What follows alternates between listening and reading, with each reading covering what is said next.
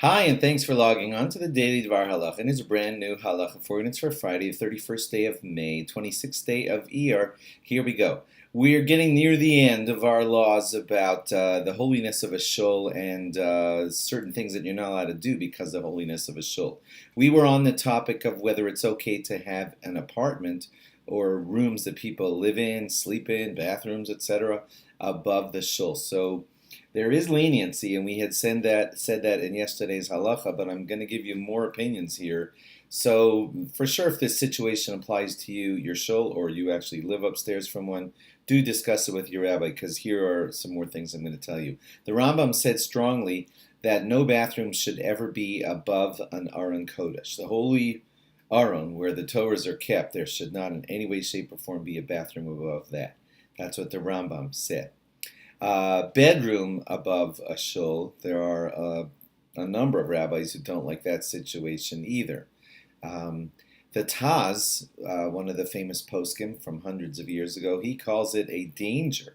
The reason he called it a danger was because if it's not kept clean enough, then the tefillos, I hope this doesn't sound funny to you, but the tefillos go upwards towards heaven, and they're going to come into contact, or you know what I mean, go into the area of where that the unclean bedroom is, and it's going to hinder the tefillos rising up towards the heavens, and therefore the Taz said it was not a good idea to do that.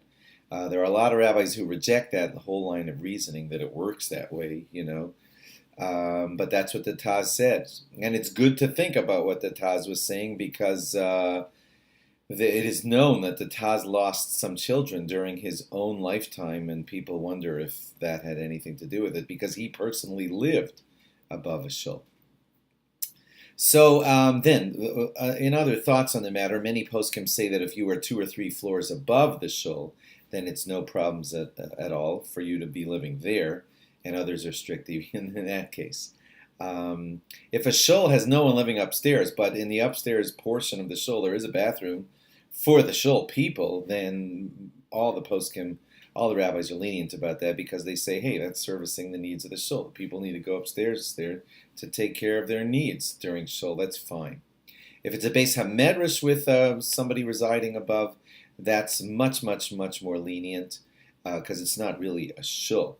So yeshivas are fine, because you will know yeshivas who are set up this way. This big Beis HaMedrash dormitory with boys staying upstairs, and that's generally considered fine. In a hotel, when they have a ballroom that's a shul and there are sleeping rooms above the ballroom, that's fine, because there's no kedusha of shul on that ballroom. It's just a ballroom where temporarily people are davening.